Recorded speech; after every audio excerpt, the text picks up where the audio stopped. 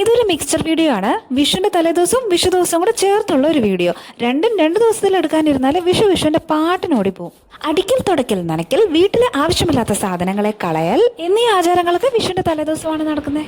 ഈ മാരകമായിട്ടുള്ള സേവനം കാരണം ഉച്ചക്കത്തെ അരിയാഹാരം കഴിച്ചത് വൈകുന്നേരമാണേ.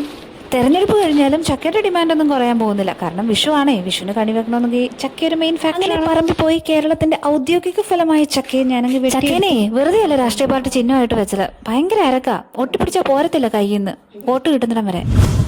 വിഷുക്കണിയെല്ലാം സെറ്റ് ചെയ്ത് കിടന്നപ്പോഴത്തേക്ക് വൈകിട്ട് ഏകദേശം ഒരു 11:30-12 മണിയോളം ആയിട്ടുണ്ടായിരുന്നു. എന്നാലും രാവിലെ 3:45, 4 ആയപ്പോൾ എഴുന്നേറ്റു. ഒരു 4:15-4:30 ആയപ്പോഴത്തേക്ക് തന്നെ കണി കണ്ടു. അങ്ങനെ ഇത്തവണത്തെ വിഷുക്കണി നന്നായിട്ട് ഒരുക്കാനായിട്ട് പറ്റി. ഭഗവാനെ നന്നായിട്ട് കണി കാണാനായിട്ട് പറ്റി.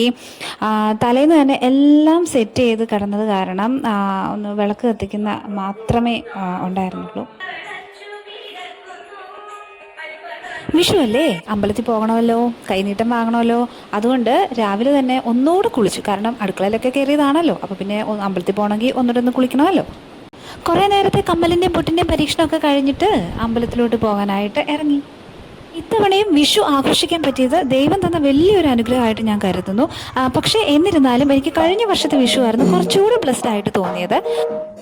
കഴിഞ്ഞ തവണ ഫാമിലിയുമായിട്ട് ചോഴിക്കാട് ശ്രീകൃഷ്ണ സ്വാമി ക്ഷേത്രത്തിലാണ് ഞാൻ പോയത്. ചില അമ്പലങ്ങളൊക്കെ നമ്മളെ ഡിവൈനായിട്ട് കണക്റ്റ് ആകത്തില്ലേ, ഒരു പക്ഷേ എനിക്ക് അതുകൊണ്ടായിരിക്കും അങ്ങനെ ഒരു തോന്നലുണ്ടായത്. അങ്ങനെ തൊഴുത് കഴിഞ്ഞ് വീട്ടിലെത്തി.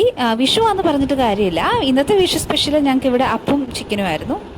എന്നാൽ ഒരു പിടിപിടിക്കട്ടെ, അടുത്ത വീഡിയോയിൽ സന്ധിക്കും വരേക്കും നന്ദി, വണക്കം, ടാറ്റാ, ബൈ ബൈ.